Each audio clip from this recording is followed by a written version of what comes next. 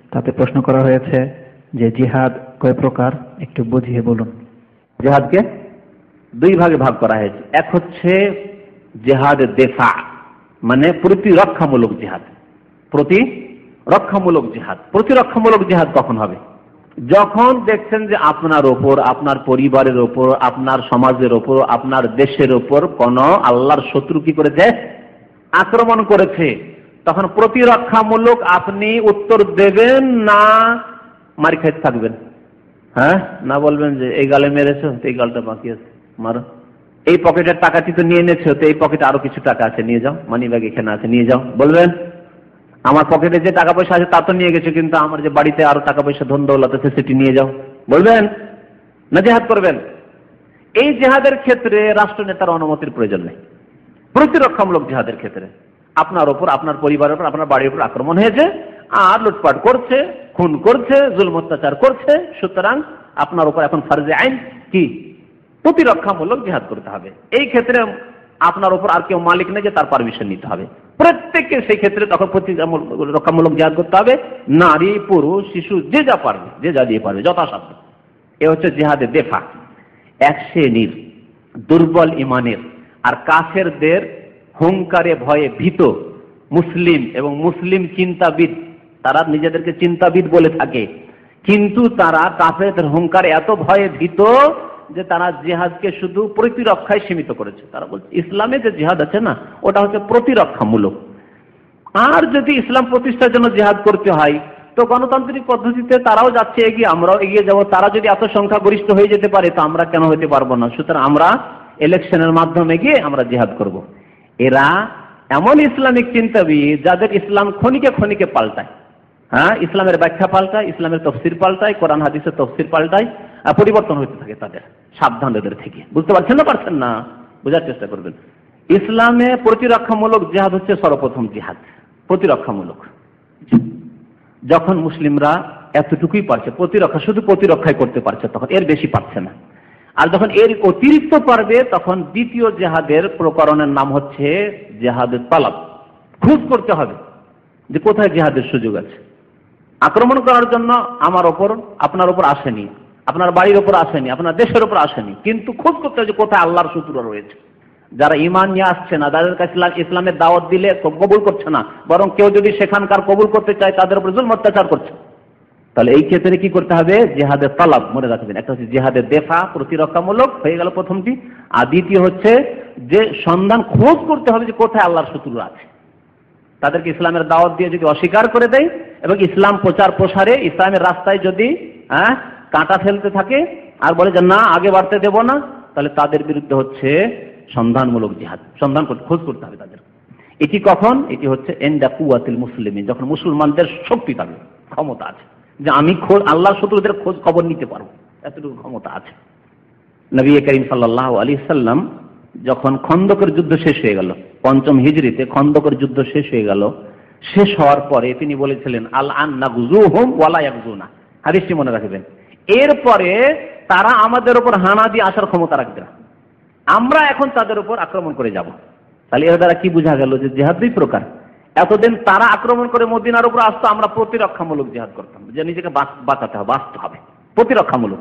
কিন্তু ৫ম হিজরি খন্দকের পরে খয়বরের যুদ্ধে গেলেন, মুতার যুদ্ধে গেলেন, মক্কা বিজয়ের যুদ্ধে গেলেন, তায়েফের যুদ্ধে গেলেন, হুনাইনের যুদ্ধে গেলেন, তাবুকের যুদ্ধে গেলেন। আছে না এইসব যুদ্ধ?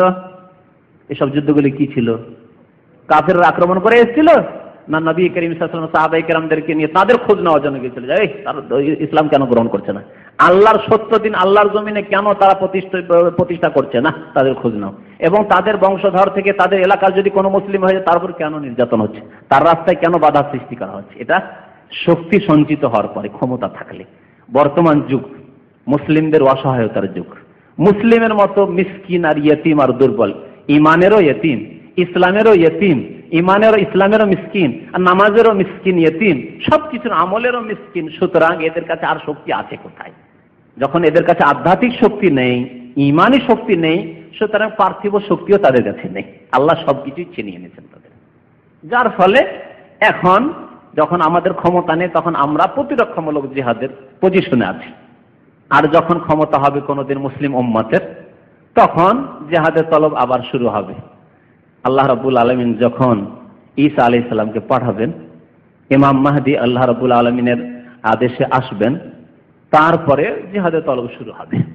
তখন জিহাদের তলব শুরু হবে, আর ইসলাম ছাড়া অন্য কিছু কবুল করা হবে না, যেমন নবী করিম সাল্লাল্লাহু আলাইহি ওয়াসাল্লাম ভবিষ্যৎবাণী করেছেন। আল্লাহ রাব্বুল আলামিন যেন আমাদেরকে আল্লাহর রাস্তায় জিহাদে অংশ নেওয়ার তৌফিক দান করেন। জিহাদ সম্পর্কে এক শ্রেণীর লোকদের বিভ্রান্তি রয়েছে, সেই বিভ্রান্তি থেকে আল্লাহ যেন আমাদেরকে বাঁচিয়ে রাখেন। আর তা হচ্ছে যে জিহাদের নাম দিয়ে মুসলমানকে মারা, জিহাদের নাম দিয়ে মুসলিম নিজের অস্ত্রকে নিজের মুসলিম ভাইয়ের দিকে ছেড়ে দিল, যে অস্ত্র প্রয়োগ হবে কাজ মুসলিমের জন্য। আর এই ভ্রান্ত ধারণা যে মুসলিম আর মুসলিম হয়ে নেই।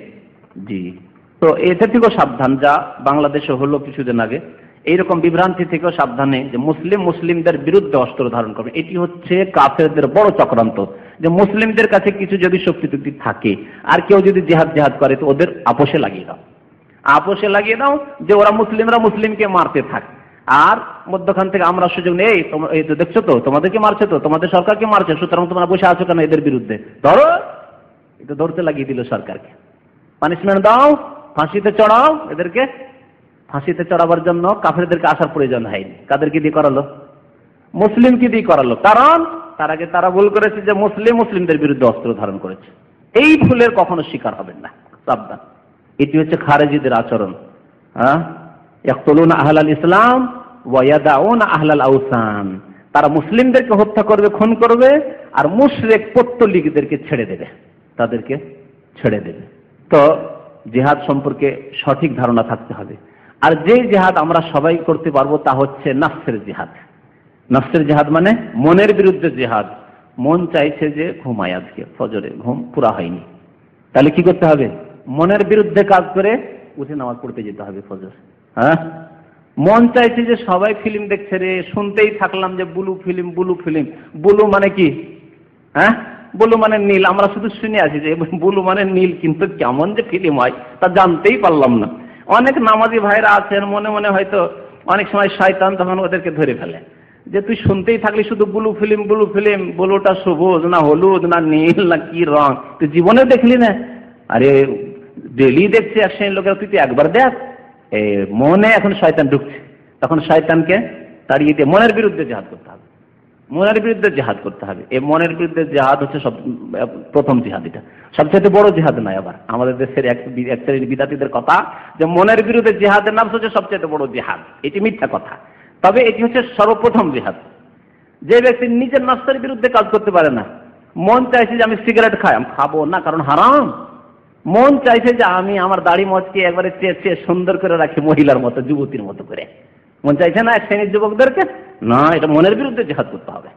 এগুলো মনের বিরুদ্ধে জিহাদ। মনের বিরুদ্ধে জিহাদ না করলে দাড়ি ছাড়তে পারবেন না, নবীর আদর্শ মোতাবেক। মনের বিরুদ্ধে জিহাদ যদি না করতে পারেন তাহলে আপনি সিগারেট জর্দা ছাড়তে পারবেন না। মনের বিরুদ্ধে জিহাদ না করলে আপনি 5 ওয়াক্ত নামাজ পড়তে পারবেন না। মনের বিরুদ্ধে জিহাদ না করলে আপনি গান বাজনা শোনা ছাড়তে পারবেন না। মনের বিরুদ্ধে জিহাদ না করতে পারলে কোনো পাপ থেকে বাঁচতে পারবেন না। তাহলে মনের বিরুদ্ধে জিহাদ করতে হবে। আর একটি জিহাদ করতে হবে শয়তানের বিরুদ্ধে জিহাদ।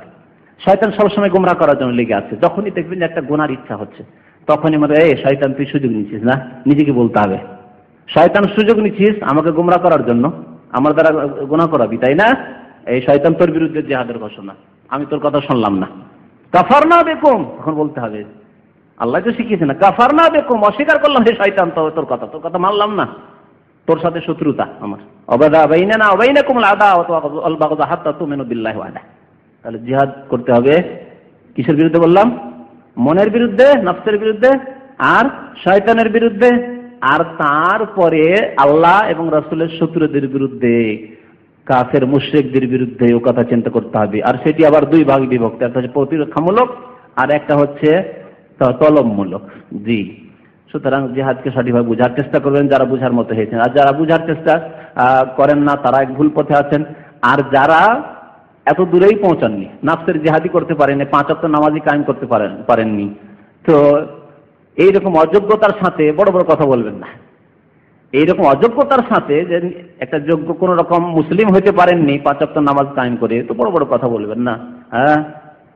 আল্লাহ রাব্বুল আলামিন আমাদেরকে যেন ভালো কথা, সত্য কথা বোঝার তৌফিক দান করেন এবং সত্য কথার প্রতি আমল করার তৌফিক দান